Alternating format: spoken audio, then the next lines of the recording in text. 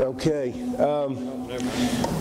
George did an amazing job of putting that video together. And we, as he was doing that, I thought, what a great idea, because that keeps us from having to go through slide after slide after slide, which probably a lot of us have sat through in our lives. And that sort of encapsulated it. And I just thought that gives everybody probably something to talk about, and something that they remembered fondly. Skip didn't get to have much memory of those first 2 days, since he was in the throes of food poisoning. But anyway, he's got some fond memories too, I'm sure. But I'll let Amy start it off and see what. Sorry, I just thought I'd throw you under the bus to begin with. I'll let Amy start off and just share her heart with you. If you've never gotten a chance to go on a mission trip, you need to try to go at some point in your life, whether it's one that's close or one that's far away. And there's just a lot of different reasons for that. One of them is just to show yourself how blessed we are. I mean, you noticed the interior of that church, it was a corrugated tin building with concrete floors. They had one light bulb, and I guess they bring a generator in occasionally to actually plug in the light bulb. And so as we sit in our air-conditioned, heated churches with our padded pews, not sitting on a plastic chair, it really brings home how blessed we are that we live in a country that we do and that we have the opportunity to go. And the thing is, I'm sure that those people and those children have bad days, but every person that I was around was very pleasant. Those children were very happy to be there, were excited to be in church, sitting in their little tiny plastic chairs, and just getting to go and be with other believers. I said it last time, and I'll say it again, getting to go with people that it's a different thing to know people and then to spend 24 hours a day with them and eat every meal with them and ride on the bus with them or ride in the back of a tiny, tiny car with someone. It's a whole new experience to ride in the back of a Versa, which has a back seat that's literally this wide. Clarissa rode back there more than anybody else, I think, but I have my fair share. Joanne, too. Joanne did, too. Yeah, she was back here a lot. So, when you're in close contact with people like that day in and day out, eating all your meals together, spending so much time together, you really get to know people and to love people in a different way than you can here, because how many of us were all so busy? We don't take the time to really sit down and just get to know people. And when you're crammed in the back of a Versa with somebody, you get to know them. Or when you're on an airplane with them for 16 and a half hours, you hope you like them and love them, and that's a long time. But just a couple of things. I have in my hand a little thing that I stole from a child in Africa. I hope she didn't get in trouble because I took it. But when we went in to have the assembly, it's a holiday. For some reason, this time and the last time we were there, we are there on a national holiday. It's called Children's Day, and so they let school out for 2 days in a row. And so it's happened both times that we were there on that holiday. And so but they were having exams on the day prior to that, and for some reason some of the exams got canceled, and so we were supposed to speak to the whole entire high school, which was about 120 something kids, but for some reason one of the exams got canceled in the afternoon. But they told the kids, if you'll stay, we have the visitors coming, the Americans are coming, and they want to visit with you all. And so about 45 or 50 kids stayed and were crammed in a little room. And we are moaning and groaning in Texas and in the United States about a lack of funding for education. What you saw, those buildings, that's their school. They have electricity, but basically it's just for lights. They have nothing like a computer. They have very little in the way of supplies. They have desks, concrete floors, and before we got there, a lot of windows that were broken out. And but yet they're educating children. And so as we were standing there, and Matt was doing a great job preaching and talking to the kids out of the Bible, the principal had told us the day or two before, he said, we are trying to instill in these children, we're trying to create in them an internal dialogue that matches what we're trying to teach them externally, that education is important, that in order for them to get out of this village, which they need to, there are no jobs out there, they must be educated. And so he talked to us about that a little bit. And as Matt preached to them and talked to them about the gospel, I looked over in the windowsill and there were several of these. And so I looked at it at first from far away. I thought, what is that? And so I stepped over. And do you all know what this is? DNA, that's right. It's a double helix and it's a DNA strand, and it's got the A and the T, which are adenine and thymine, and the C and the G, which are guanine and cytosine. And so I held it up and I said, what is this? And so all those kids told me, and they told me all the parts of the DNA. And I had just the week before with our children here had done Psalm 139 on Wednesday night. And Psalm 139 talks about how fearfully and wonderfully we're made. And so I said, everybody has these, don't we? I mean, everybody is made up of strands of DNA, billions of strands of DNA. And even though they're all the same as far as sequence, we're all different. And I said, we're all the same, and yet we're all different because God created you uniquely and differently from anyone else on this planet. And just tried to encourage them that they need to stay in school, to finish school, to go on to university, it's what they call college, and that the government will help them a lot, but that they need to do that because they live in a very hopeless situation. I mean, you saw, Jan estimates that probably 90% of the people in that village have HIV and will die of AIDS at some point, probably sooner than later for a lot of those adults. And so for those students, they need hope, and really what they need Jesus Christ, the bottom line. But then also they need to take advantage of the education that their government's trying to give them and go ahead and go on to university and you know, get jobs and move out from that situation. So as I looked at that, I thought, you know, they're educating children with nothing. Our educators here in the United States need to see we're really blessed, just like our churches are really blessed. Our schools, you walk in, even our poorest, dumpiest school here in the U.S., it's going to be way 10 times better and have more equipment, more supplies, more everything than what these children have, and yet they're educating them. And for most of those children, especially those older ones, that's who we used as interpreters in our Vacation Bible School, because they start teaching them English and really focus in on it more when they're in high school. And so we used high school kids to interpret for us as we told those Bible stories.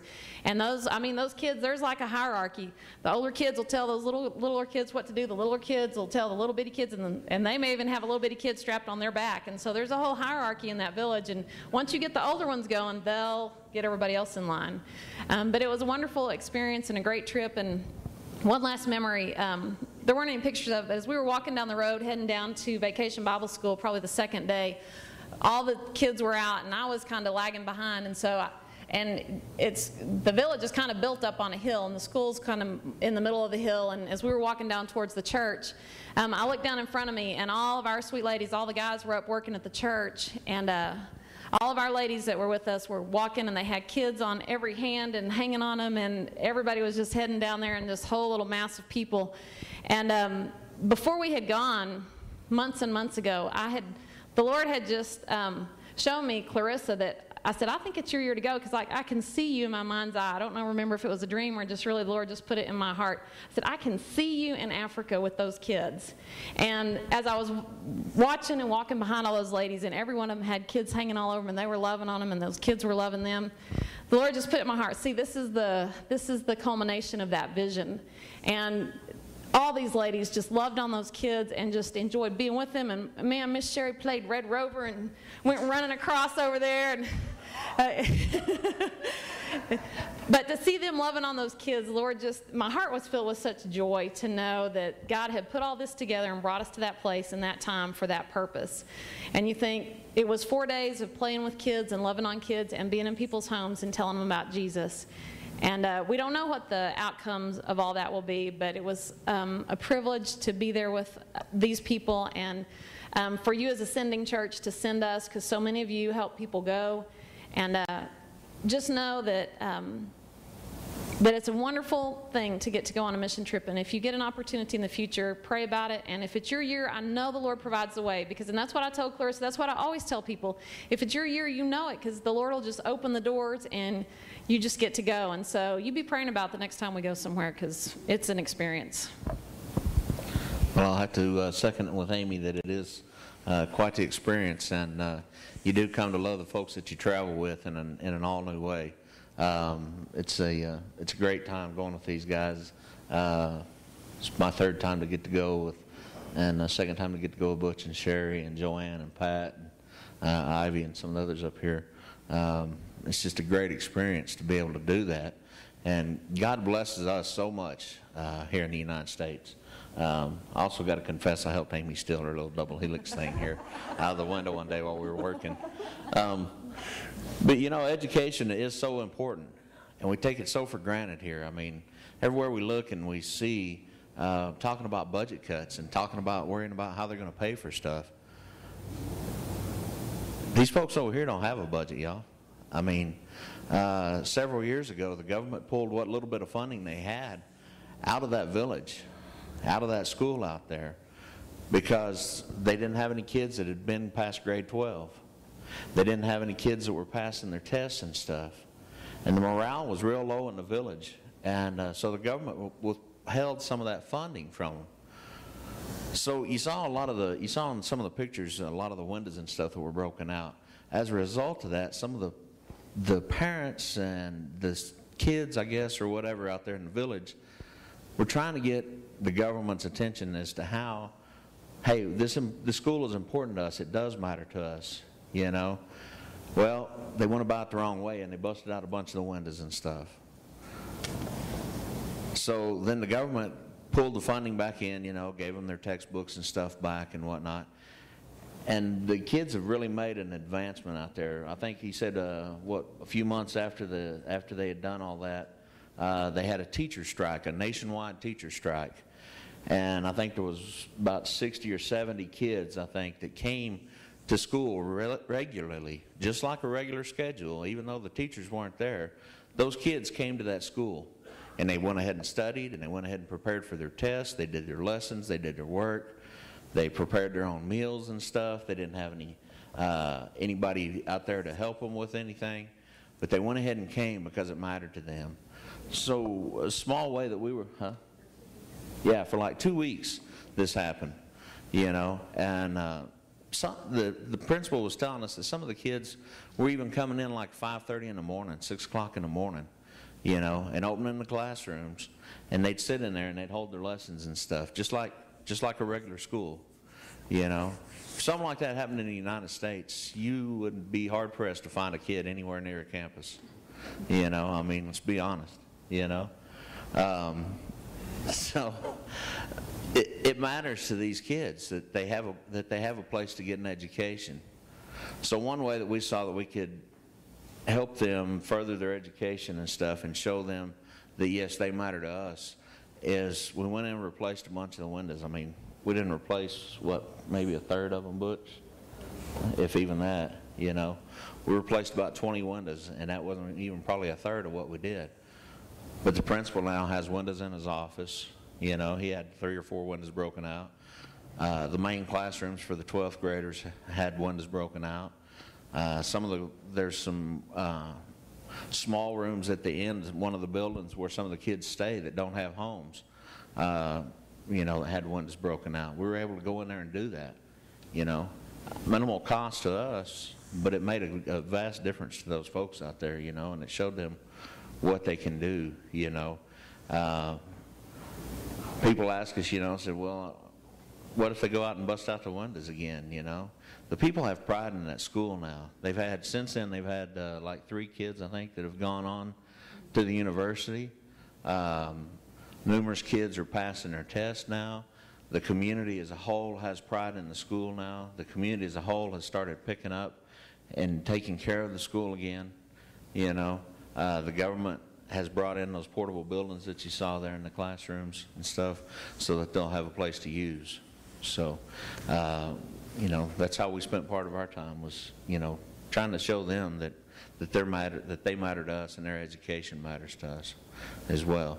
There's another school in one of the towns, I think, that has some computers. Once they get some windows in and once they get some burglar bars and stuff up, that they're going to get some computers out there finally. You know, but that's a ways down the road. You know, there's still a lot of work to be done. So that's about all I got. Well, I was blessed to be a part of the Vacation Bible